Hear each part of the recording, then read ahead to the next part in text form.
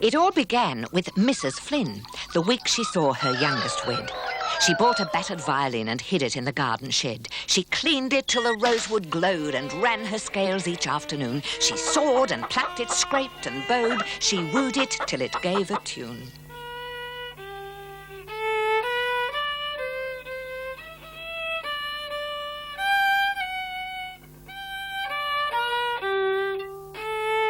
She'd closed the door, but Mr. Flynn was no one's fool and came inquiring, "Maggie, what's that awful din?" "That's Jesu joy of man's desiring." If wives pursue a backyard idyll, a bloke can only stand and riddle, unless he goes and buys a fiddle. He did, the clever fellow. You never saw them at the flicks, and Matt gave up his evening bowls, for every night from 6:30, the fiddle had their hearts and souls.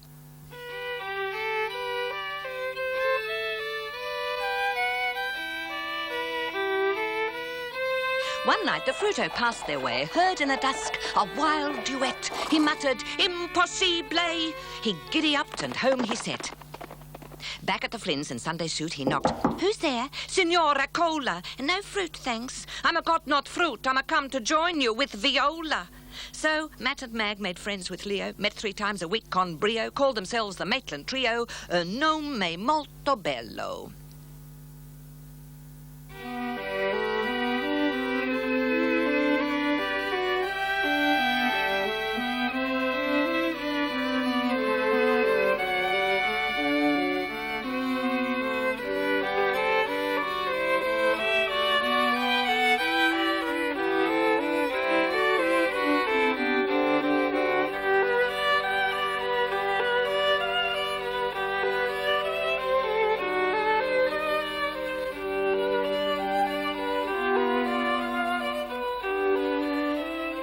Though simple airs will do for 3, they longed for something grand and awesome. "For Wolfgang M and Ludwig B," said Matt, "we'll need to make a foursome. Without a fourth, we're up the creek. Well, stuck with trios and duets. For what did Brahms and Haydn seek? One more than us, for string quartets. We'll advertise, that never fails." They put a notice in the Merc, but found their answer at the Wales, where Matt went every day to work. New from Morpeth, Miss Kinsella, a short, bow-legged junior teller, dropped by magic interstellar a fat score bound in yellow. Matthew heard the pages flutter, saw the music bound in yellow, bright as Hunter Valley butter. Upside down he read Novello.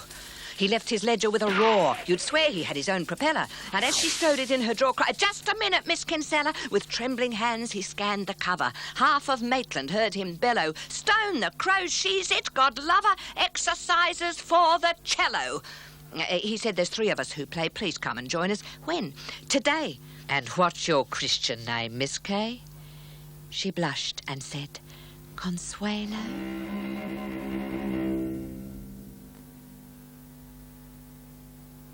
A single fiddle's fancy-free makes gypsy tap and Irish reel. Give it a mate and watch the spree. Tunes uncoil like orange peel.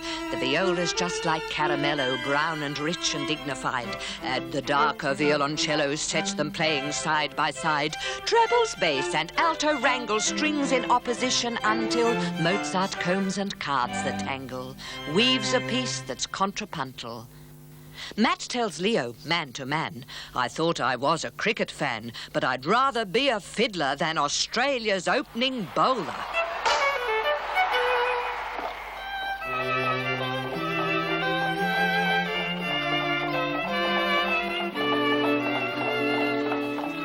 Consuelo measured sweet and short. Her cello fairly dwarfed its owner. A great black behemoth in port, a whale with handles held by Jonah. She clutched it on her front veranda, looking out for Leo's cart. The neighbours had a good long gander. A local lad yelled something smart. "Don't let that big black thing get you, miss!" At last she heard a clip-de-clop, and Leo in his Sunday duds leapt out and hoisted her atop amongst the spinach sprouts and spuds. Her back erect, her spirit prone, her heart sank heavy as a stone. I've only ever played alone. How did Matt Flynn cajole her? At home the strain had told on Mag. She twittered like a nest of starlings. Matt came home and from his swag produced a parcel labelled Parlings. Quartets by F.J. Holden, Matt? Now calm yourself, that's Haydn, pet. And nervous, side by side they sat, exactly half a string quartet. Then, just as Mag said music wasn't worth the strain, they heard the cart. 4 quick hellos, each tuned, and Rosin set his stand up, scanned his part. Then Matthew coughed discreetly, gave the downbeat. Mag struck up, so brave. Consuelo dived below the stave, left violins and viola.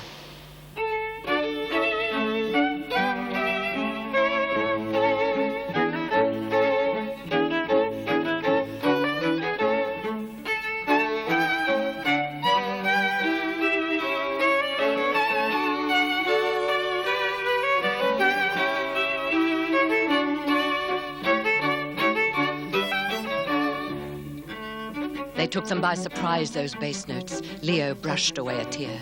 Matt and Maggie spun their grace notes, all the wilder, all the freer. The last note died. They shook her hand. Consuelo tried to hide a blush by folding up her music stand. Matt fetched the port and broke the hush. Let's drink a toast to old Franz Joseph and the cellist heaven sent us. Matt raised his glass and said, I'd go so far as say the night's momentous.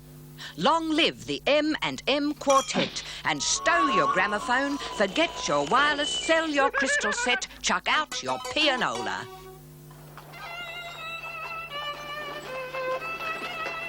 Three nights a week, the Fruito's nag would clatter down the Morpeth road, and oranges in red mesh bag would bounce above the Fruito's load, his viola safely wedged between the pumpkin and the Hubbard squash.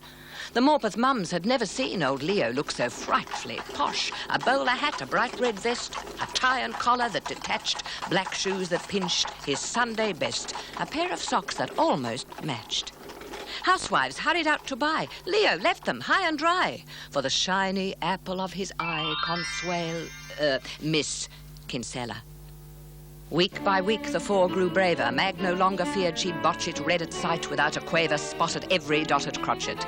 So take heart, fiddlers all, if you but roll your trousers up and wade in. Soon you're shaking hands with Schubert, fit to play his Death and the Maiden.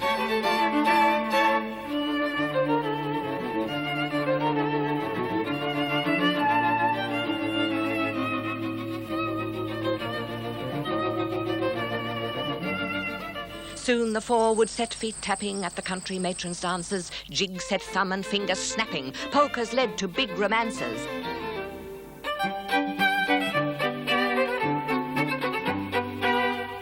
The pride of Erin was a must, and when they had the extra gust, oh, once or twice they raised the dust with Rossini's Tarantella.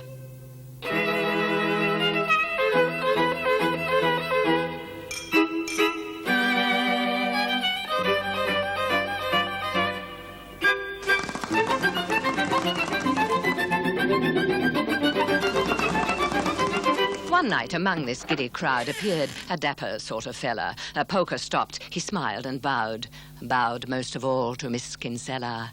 He crossed the hall, she went quite pink. He asked if she would take the floor. She cried, but Maggie with a wink said, 3 can play as well as 4. He whirled her off, this dapper chappie. One dance turned into 2, then 3, oblivious all of one unhappy face upon the bandstand. Leo. His hopes were shaken, though not crushed, and as she polkaed by, quite flushed, the love notes from his fingers rushed, and surely they would tell her. But did he speak, the silly duffer? Was he man or was he mute? Did he sing out or did he suffer? Would love's young blossom lead to fruit? Consuelo, did he cry, my plum, my Jonathan, my golden Adie, oh, let us hearts entwine, and come what may, a ripe old pair we'll be. Outside the hall, he'd speak his heart. His rival had a big black car. The quartet climbed aboard the cart. The chappie honked and waved ta-ta. Too late. Outstripped by Cupid's arrow, the fruito felt it in his marrow. A smart black car outshines the barrow of a fruit and veggie seller. Next Monday to the bank there came a bouquet with a note inside. Aha, thought Matt, so that's the game. We'd better learn. Here comes the bride. Miss Kay went pinker than the glads. She hid among the cellophane, ignored the whistles of the lads, and read the note once, then again. Matthew, tactful head to toe, yelled, "First a polka, now it's flowers. Found some local Romeo?" She murmured, "Jack's from Charters Towers." Charters Towers, struth! He wondered, would the M&M be sundered? See their bass notes basely plundered by a banana-bending bandit? The week confirmed his gloomy hunch. The cellist had a brand new bow. He took her out each day to lunch and even to a cattle show. She came to practice arm in arm with "Call me Jack," whose name was Morgan. He said up north he ran a farm, had sheep and cattle, and an organ.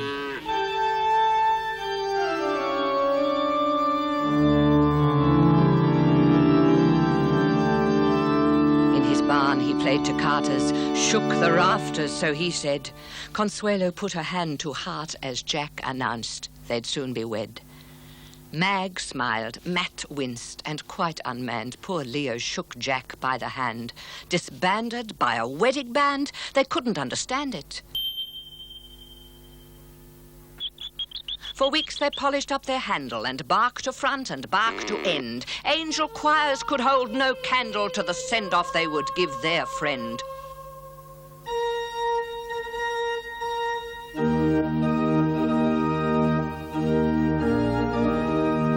Consuelo made a lovely bride. They watched her from the organ loft, though Leo turned his head aside, and heard her far away and soft make promises to have and hold in sickness, health, from this day forth.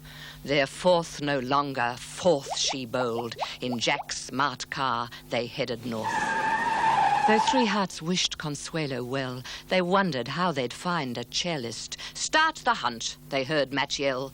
Hope kindled as he fanned it. They put up signs in barber shops, the School of Arts, the RSL. They asked the priest, the mayor, the cops, the publican in each hotel. And some would scratch their heads and chuckle. Some laughed out loud. Some looked askance. You've done your dash, mate. Think your luck'll stretch to 2? Not half a chance.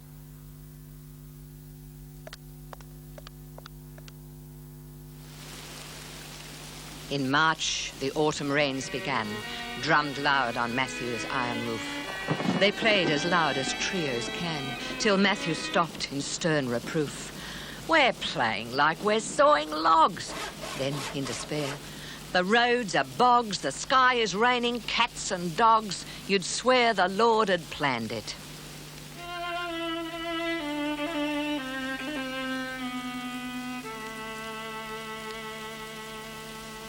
Along the Morpeth road, the rain made Leo's cart go clippity-slop. He called out, "Fruta veg!" in vain, till loud and firm the cry came, "Stop!" Up on a porch, in coiled grey plaits, a lady stood erect and thin. Behind her, in the doorway, cats peered out. More cats stood guard within. She didn't smile, but gave her order. Squelch! 2 wellies crossed the street. "Don't tread on my herbaceous border. Stop!" He stopped. "Now, wipe your feet." They passed a portiere of lace. A chuckle creased the fruito's face. He saw a big, black, pear-shaped case, its silver handle shining. But would she own up? Would she smile when Leo tapped the case and winked? She counted pennies in a pile. Into the fruito's hand they clinked. She led him from the big black pear. "If it's still raining, call next week." He smiled. "You like the music, yeah?" "Goodbye," she said. He couldn't speak, except to ask for business' sake. "What's your name?" "It's Miss Costello." Perhaps he'd made a big mistake. Perhaps the case contained no cello. But all things have their resting place. A tortoise has its carapace. A cello has its big black case, its silver handle shining. Dear Miss Costello, you may know we are the Maitland String Quartet. At least we were. 2 months ago, we lost our cellist, such a pet, got married, lives in... Anyway, since then, our tone's a little thin. Would you be free to come and play? Signed, yours sincerely, Margaret Flynn. Dear Mrs. Flynn, I don't know how you came to think I play the cello. Long ago, perhaps. But now, I'd rather not. Yours, D. Costello. She'd rather not? That's no disgrace, sniffed Matt. But why mess up the place with a cello in a big black case? To use it for the ironing? Still the sky was black and dire, still the rain came down in sheets. The Hunter River rose still higher. Leo pushed through muddy streets, well rugged against the influenza. Maggie's knitting was a boon. Suddenly, a fierce cadenza pierced the Morpeth afternoon.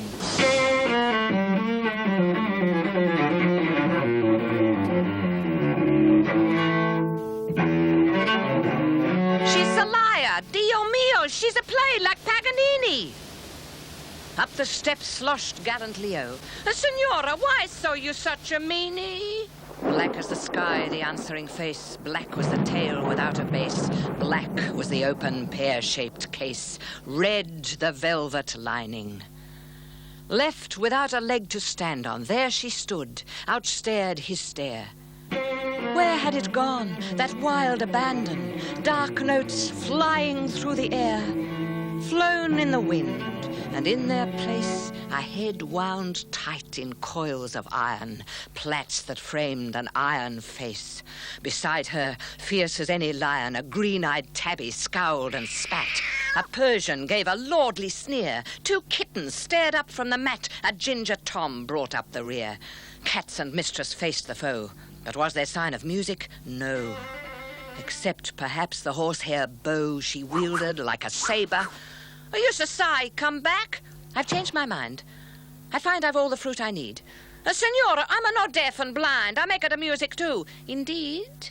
Last chance. I heard you sonata. She shook her head, said firmly, rats. So down the front steps like a martyr, faced with slightly bigger cats, he backed, embarrassed, cross and shy, outfoxed by cats, by feline force. Yes, cats and kittens snarled goodbye to martyr and to martyr's horse. But did he curse her, damn and blast her, whip his patient Dobbin faster? No, he only murmured, basta. The love's not worth the labour. The Flynns lived high on Campbell's Hill, and through the steady drumming rain, Mag watched the roadside ditches fill and overrun the sodden plain. For days they hadn't seen their friend. Suddenly she felt a shiver. Leo lived down Horseshoe Bend, a stone's throw from the rising river. She found her raincoat, grabbed her hat and ran to catch the High Street bus. She reached the Wales and beckoned Matt. I've got a little job for us. No time for fiddling. Beat the drums, sound the trumpet, warn your chums to pack before the deluge comes. Beat the bass drum and the tabor. They packed up Leo's pots and pans and music books and books to read and spades and forks and watering cans, the last thing that you'd think they'd need, and oats and blankets for the horse, a bird cage with a satin frill, his viola stand and case, of course, and hauled them up to Campbell's Hill. They made a dozen trips that night and rescued goods for other folk. They worked like beavers. Time was tight. At dawn, the Hunter River broke. The scummy waters, thick and brown, pushed past the banks and swept the town, brought lampposts, fence posts, signposts down. A Scotsman tossed the caber.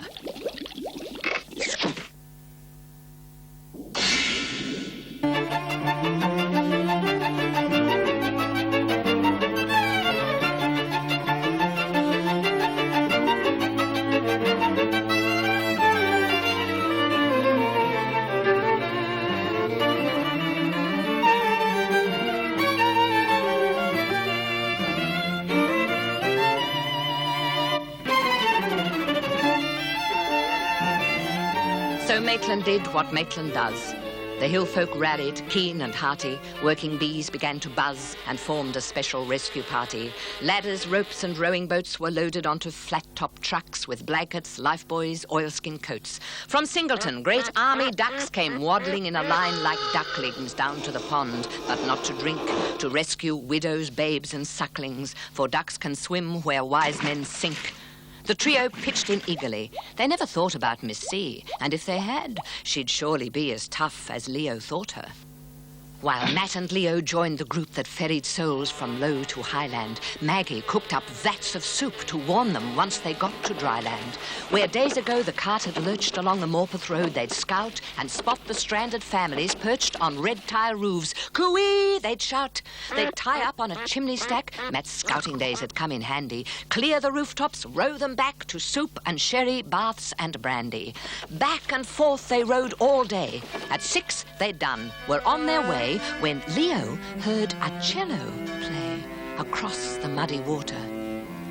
The music floated softly by. He rode as fast as he was able.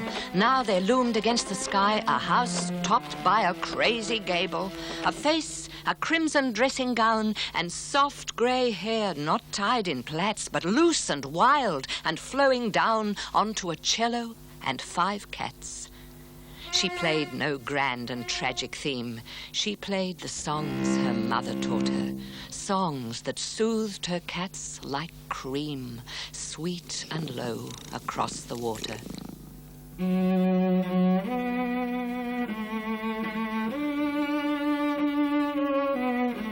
Sweet and low and high and dry, framed against the livid sky, no longer could she play and lie.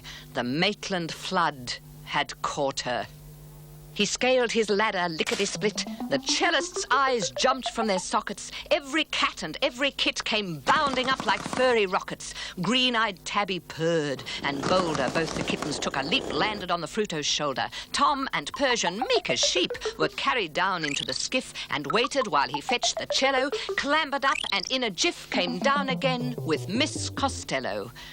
Snug in the bow with cats galore, she laughed. She played the boat ashore. She played them turkey in the straw, which Mother never taught her.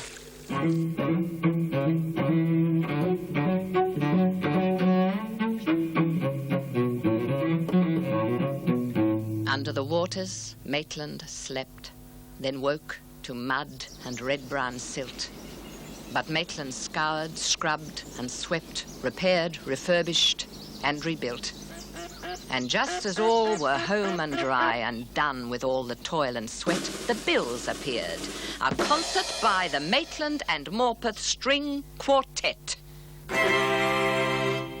Next Friday, half the town assembled, took their seats at 8:05. In the wings, oh, how Leo trembled. Miss Costello smoothed his pate. Matt struck his fork and gave an A, said, "Tune up, then I'll lead the way with Maggie here, so Leo may escort Miss Dolores." They gave them Bach, they gave them Brahms, they gave them Haydn, then a hoedown.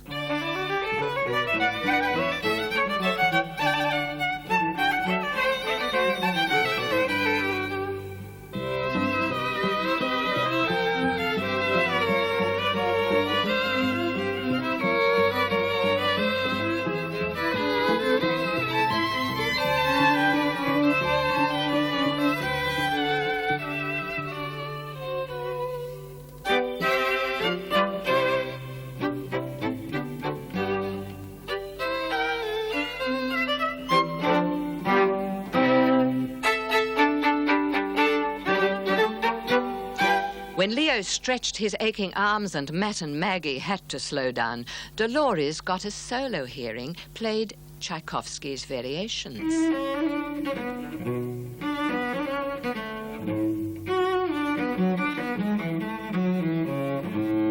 One last quartet, and then the cheering shook the parish hall foundations.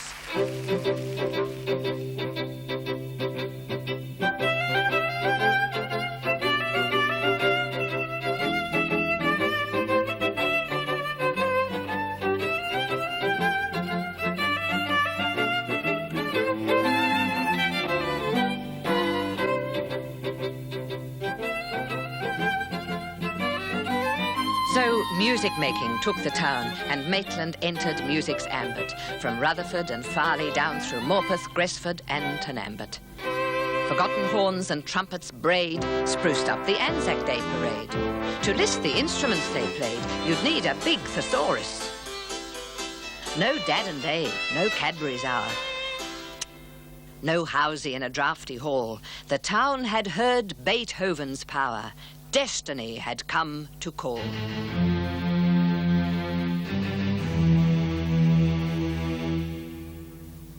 Miss Sharp picked up the harp so soon she laughed at Mr. Newton's flutin'. They played duets one afternoon. And now Miss Sharp is Mrs. Newton. The town resounded end to end as hobos played their oboes gaily. They hulaed down the horseshoe bend to Mr. Daly's ukulele.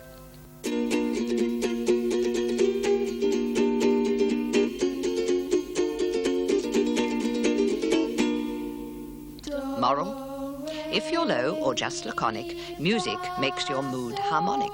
Do, re, mi, so far's a tonic, a sol-fa tonic for us.